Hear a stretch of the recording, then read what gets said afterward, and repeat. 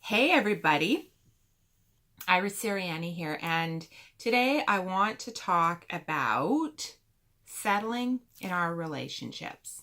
So, most of us know very early on in our relationship whether or not that new love interest is somebody that is going to be able to give us what we need.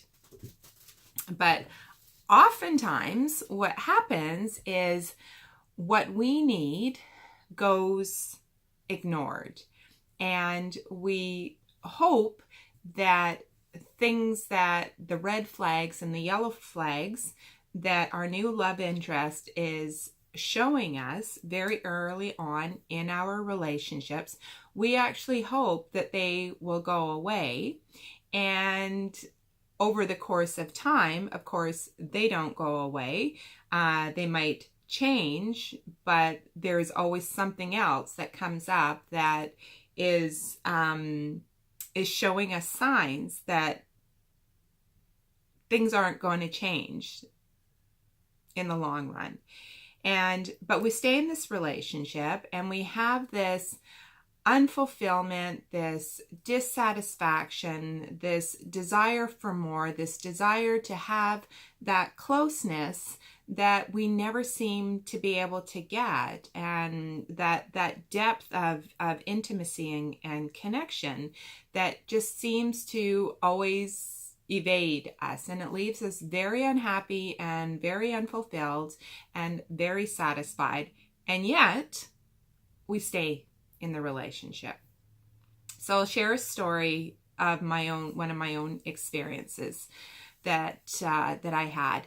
So years and years ago, I was in a relationship with a man who absolutely came into my life and swept me off my feet. And I honestly thought that this was the guy for me. This was the guy that was going to be a great dad to my kids. This was going to be the guy that I was going to marry. This was going to be the guy that I was going to spend my life with, and we were going to do all of these things. And I really thought that this guy was the guy. But as the relationship progressed, I already started to see signs that he wasn't my guy. He had a huge jealous streak. Not that I was trying to make him jealous, but he had a big jealous streak that caused problems early on in our relationship. So we got over that hump. And then he had a side to him that he was a big drinker. And every day he needed to drink and sit in a bar or a pub somewhere and have some drinks. And of course, I just wanted to be with him, so I went along with him. And pretty soon I found myself getting caught up in that same pattern of after work meeting for some drinks and getting together with other people that had the same habits. And then I would have to go home and take care of my still young children. And over the course of time, I became very uncomfortable with that, because as a mother, it didn't sit well with me that I would be going to a pub, having drinks, and then having to come home, half in the bag, and having to take care of my children and cook and all of those types of things. And I just didn't think that was something that felt right to me. So there was already that disconnect and that division, in that I stopped doing that and he continued to do that. And he would come home half in the bag, and then I would get upset and frustrated with that, and then he would get upset with the kids, and yada yada yada. I grew so restless and uncomfortable in our relationship, yet I couldn't leave the relationship. And I remember at the time I had a girlfriend who was like my absolute godsend and my savior, because we would literally spend hours and hours talking about how unhappy I was in this relationship. And this went on for such a long time that eventually she had to say to me, I can't keep having these conversations with you. Like, it's starting to affect me. I just want to see you happy, but we talk about the same things, and you won't do anything different. You won't leave the relationship. You're not all in anymore, but you're not all out, and you're kind of limbo in between.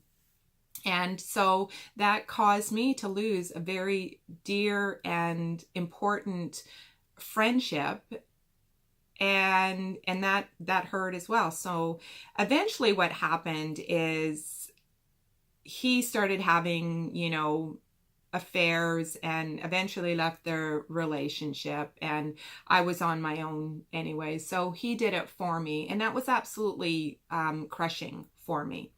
But years later, it took me a lot of years to come to terms with that, the ending of that relationship. But what I have learned about myself and about that relationship was, number one, I am the type of person that has an anxious side to them when it comes to their close personal relationship, their romantic relationship. And instead of me trying to be something or convince myself I don't need to have anybody, or I don't need to rely on somebody, instead I embrace that I have this attachment type. I have anxious tendencies in a relationship, which simply means that I need to have that close, personal, connected relationship.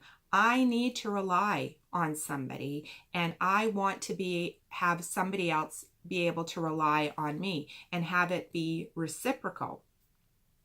I get anxious in my relationship when my partner is pulling away from me. It consumes my thoughts, and then I go into activating or protesting strategies, which is typical of an anxious attachment type.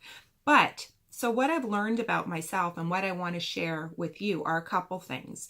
That if you are an anxious type, embrace the fact that you do need that in your relationship. You need to be able to rely and depend on somebody else, and embrace that. And the other side of that is to be aware of your triggers, and when you start doing that protesting type of behavior, and when you are starting to go into the reactive mode of being clingy and needy and texting and calling and spamming phones and phones with texts and calls and things like that. That's just one example. So notice the triggers, but embrace what you need in a relationship.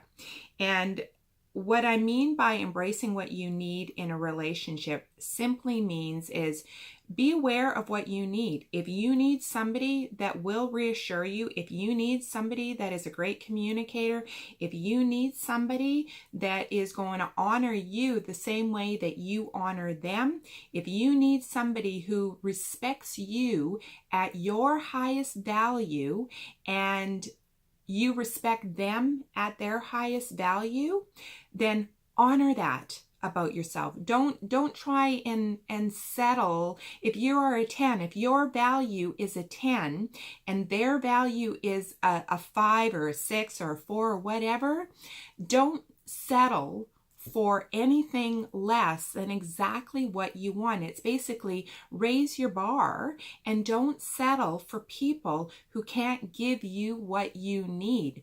It's okay for you to say, I see clearly. Like, you don't actually have to verbally communicate that to them, but you can say to yourself, I clearly see the signs that that person isn't able to give me what I need because of what they're already demonstrating to me.